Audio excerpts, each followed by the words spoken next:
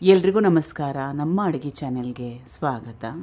ಇವತ್ತಿನ ವಿಶೇಷ ಮೆದುವಾದ ಮೃದುವಾದ ಬೆಳಗ್ಗೆ ತಿಂಡಿ, ಅಥವಾ ಇದನ್ನು ಮಧ್ಯಾಹ್ನದ ಊಟ, ಲಂಚ್ ಬಾಕ್ಸು, ರಾತ್ರಿ ಊಟಕ್ಕೆ ಕೂಡ ತೊಗೊಂಡೋಗ್ಬೋದು.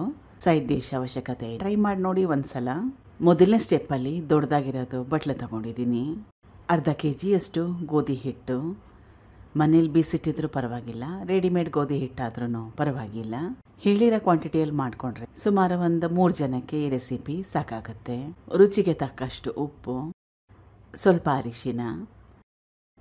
ಇದು ಬೇಯಿಸಿಟ್ಕೊಂಡಿರೋ ಆಲೂಗಡ್ಡೆನ ಬೇಯಿಸ್ಕೊಂಡು ಸಿಪ್ಪೆ ತೆಗೆದು ನುಣ್ಣಗೆ ಮಾಡಿ ಉಪಯೋಗ ಮಾಡ್ತಾ ಇದ್ದೀನಿ. ಸುಮಾರು ಒಂದು ಅರ್ಧ kg ಆಲೂಗಡ್ಡೆನ ಉಪಯೋಗ ಮಾಡಿದ್ದೆ. ಚಿಕ್ಕದಾಗಿ ಕಟ್ ಮಾಡಿ ಇಟ್ಕೊಂಡಿರೋ ಹಸಿರು ಮೆಣಸಿನ್ಕಾಯಿ, ಚಿಕ್ಕದಾಗಿ ಕಟ್ ಮಾಡಿ ಇಟ್ಕೊಂಡಿರೋ ಕೊತ್ತಂಬರಿ ಸೊಪ್ಪು, 1 ಎಡಿಯಷ್ಟು.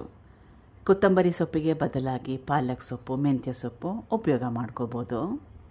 ಇಷ್ಟ ಇದ್ದರೆ ನಿಮಗೆ ಇದಕ್ಕೆ ಸ್ವಲ್ಪ ಹಸಿ ಶುಂಠಿ ಬೆಳ್ಳುಳ್ಳಿ ಪೇಸ್ಟನ್ನು ಕೂಡ ಸೇರಿಸ್ಕೋಬೋದು. ಅವಶ್ಯಕತೆ ಏನಿಲ್ಲ, ಇಷ್ಟ ಇದ್ದರೆ ಸೇರಿಸ್ಕೋಬೋದು.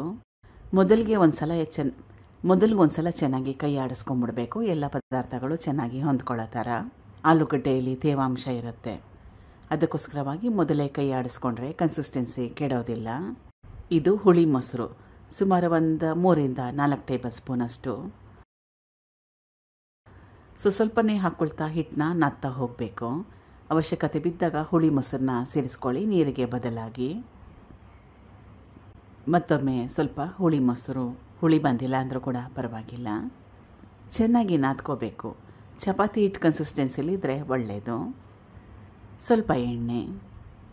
ಹಿಟ್ಟನ್ನ ಸುಮಾರು ಒಂದು ಅರ್ಧ ಗಂಟೆ ನೆನೆಯಕ್ಕೆ ಬಿಡಬೇಕು. ಈಗ ನಾದ್ಕೊಂಡಿರೋ ಹಿಟ್ಟನ್ನ ಸುಮಾರು ಒಂದು ಅರ್ಧ ಗಂಟೆ ನೆನೆಯಕ್ಕೆ ಬಿಡಬೇಕು. ಕರೆಕ್ಟಾಗಿ ಸೆಟ್ ಆಗಬೇಕು.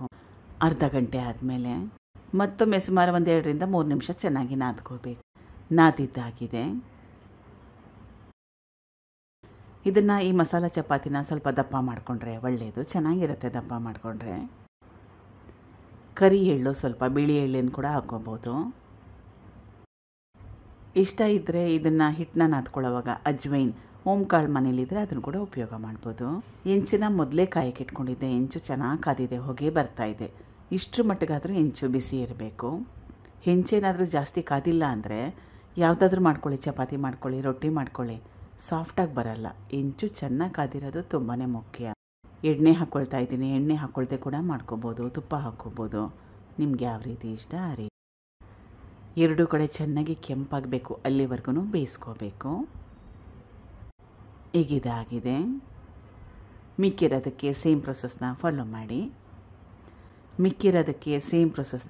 ಮಾಡಿ. ಇದಕ್ಕೆ ಸೈಡ್ ಡಿಶ್ ಅವಶ್ಯಕತೆ ಏನಿಲ್ಲ. ಉಪ್ಪಿನಕಾಯಿ ಇದ್ದರೆ ಸಾಕು, ಅಥವಾ ಮೊಸರಿದ್ರೆ ಸಾಕಾಗುತ್ತೆ. ಟೊಮೆಟೊ ಕೆಚಪ್ ಇದ್ರೂ ಕೂಡ ಸಾಕಾಗುತ್ತೆ. ಟ್ರೈ ಮಾಡಿ ನೋಡಿ. ಮಕ್ಕಳ ಲಂಚ್ ಬಾಕ್ಸ್ ಕೂಡ ಕೊಟ್ಟು ಕಳಿಸ್ಬೋದು, ದೊಡ್ಡವ್ರು ಕೂಡ ತೊಗೊಂಡು. Thank you for watching. ಧನ್ಯವಾದಗಳು.